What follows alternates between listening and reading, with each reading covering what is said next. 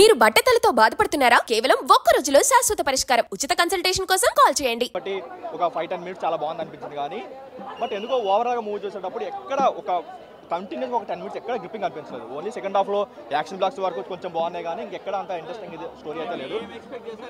ఇప్పుడు కృషి గారు హరిహర వీరమల్ల నుంచి బయటకు వచ్చి మరి సినిమా చేశారంటే ఇందులో ఎంతో కొంత కంటెంట్ ఉంటుంది కానీ ఎక్స్పెక్ట్ చేస్తాం. ఆ కంటెంట్ ఎక్కడ రీచ్ అవ్వలేదు. ఆయన మార్క్ ఎక్కడ కనిపించలేదు.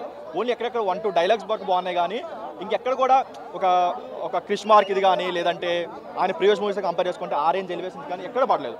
దీనికంటే కొండపాలెం చాలా బెటర్ అనిపించింది. చెప్పుకోవడం ఎన్నో చెప్పుకుంటారు, కాటరమ్మ పుష్ప అని చెప్పుకుంటారు కానీ టూ వే ఫ్రాంక్ ఓపెన్గా మాట్లాడుకోవాలంటే అసలు వాటి కంపేరింగ్ కాదు కదా. అసలు ఇది అనుష్క గారి సినిమాని మర్చిపోవడం చాలా బెటర్. ఎందుకంటే